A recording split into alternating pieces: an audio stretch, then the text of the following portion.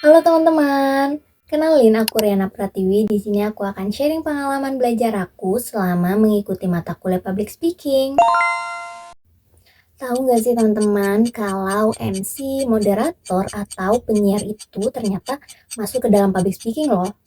Jadi public speaking itu bukan cuma pidato depan banyak orang loh teman-teman, tapi juga termasuk kemampuan memandu acara, memimpin forum, bahkan siaran radio, atau juga podcast yang sering kita tonton itu termasuk ke dalam public speaking. Nah, di video kali ini aku akan bahas materi tentang teknik mengelola dan memandu acara sebagai MC, moderator, dan penyiar. Hai, balik lagi bareng aku di Learning Journal pertemuan 13. Halo teman-teman, gimana nih kabarnya? Ini tuh udah detik-detik Learning Journal pertemuan akhir loh. Nah, pada Learning Journal kali ini aku akan langsung bahas terkait materi yang udah disampaikan oleh teman-teman lain aja nih. Nah, materi yang disampaikan pada pertemuan kali ini yaitu tentang teknik mengelola dan memandu acara dalam public speaking, khususnya sebagai MC, moderator, dan juga penyiar teman-teman. Nah, teman-teman dalam kehidupan sehari-hari kita itu pasti, kita sering banget nih lihat seseorang mandu acara, mau itu buka seminar, mimpin diskusi, atau menjadi penyiar radio dan podcast. Nah, semua itu butuh banget kemampuan public speaking yang baik loh teman-teman. Nah, public speaking sendiri ini adalah kemampuan berbicara di depan umum dengan tujuan menyampaikan informasi, mempengaruhi audiens, serta membangun komunikasi yang efektif dengan audiens teman-teman. Lalu dalam public speaking juga ada beberapa peran penting, diantaranya itu ada MC, ada penyiar, dan juga ada moderator. Nah, yang pertama itu ada MC atau Master of Ceremony. MC adalah seseorang yang bertugas mimpin jalan acara agar acaranya ini rapi, teratur, dan juga lancar teman-teman. Seorang MC juga bertanggung jawab menjaga suasana di acara tersebut agar acara tersebut tuh terasa lebih menarik atau juga terasa lebih hidup gitu. Jadi nggak monoton ataupun nggak terlalu bikin bosan. Nah, contohnya itu seperti MC dalam acara seminar, wisuda, lomba, pernikahan, ataupun acara formal lainnya teman-teman. Nah, kemudian yang kedua ini ada penyiar.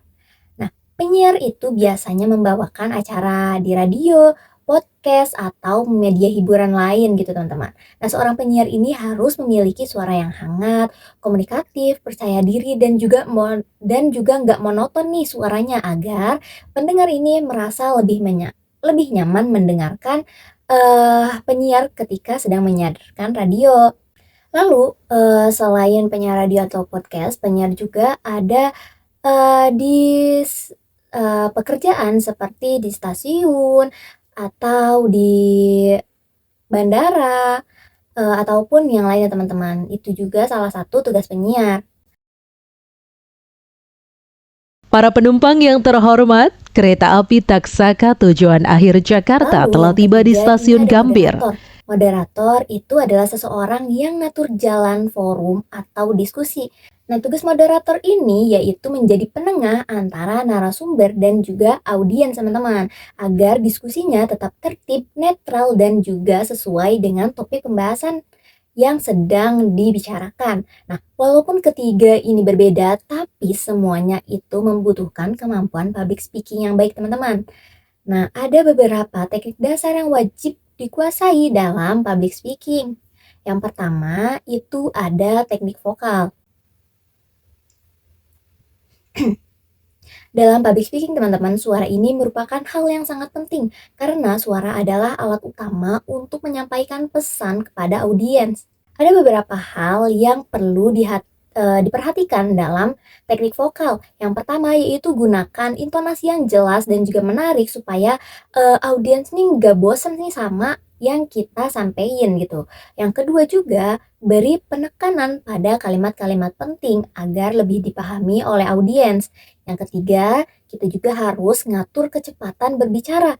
Jangan terlalu cepat, jangan juga terlalu lambat agar pembahasan atau apa yang kita bicarakan itu mudah dipahami oleh, audiens dan juga agar tidak membosankan gitu ya teman-teman.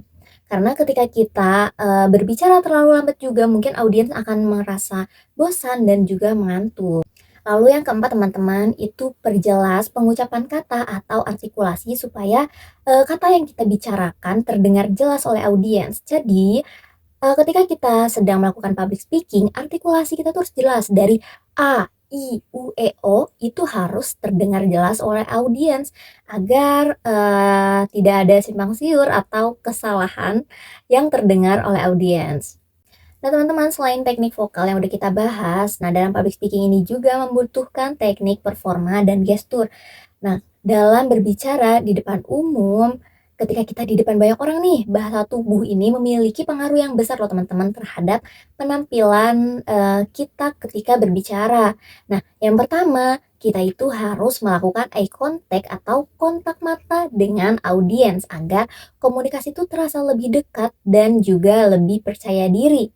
Dan juga agar audiens tuh merasa diperhatikan nih sama kita, dan juga audiens mau mendengarkan apa yang kita sampaikan.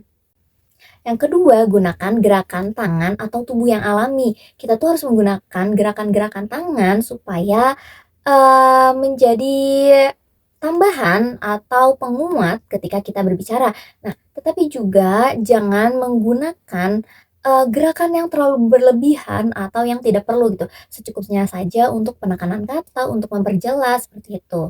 Nah, karena video ini sepotong ya teman-teman, aku juga susah untuk menggunakan gestur tangan yang terlalu tinggi gitu. Lalu yang ketiga teman-teman, tampilkan ekspresi wajah yang sesuai dengan isi pembahasan. Nah, kalau misalkan pembahasannya itu tentang materi-materi yang happy, itu kita dengan, ekspresi yang fun gitu ya. Jangan ketika materinya serius tapi kita ketawa-ketawa. Nah, audiens bisa jadi, salah fokus nih sama apa yang kita sampaikan. Nah, teman-teman, selain itu kita juga harus menggunakan smiling voice atau suara yang ramah dan menyenangkan saat bicara, supaya audiens tuh merasa nyaman ketika mendengarkan. Nah, menurut aku ini fleksibel ya teman-teman, kalau emang kita bisa untuk menyampaikan dengan, nada yang lembut itu lebih baik gitu ya kita sampaikan. Tapi kalau memang bawaan gitu ya, jangan terlalu dipaksakan karena itu juga merupakan bentuk, diri kita gitu, diri kita yang tidak perlu kita paksakan untuk dilembut-lembutkan suaranya. Oke teman-teman, itu aja pemaparan materi pada Learning Journal pertemuan kali ini. Semoga materinya bermanfaat dan terima kasih kepada kalian semua yang sudah nonton video ini sampai akhir. Sekian, terima kasih.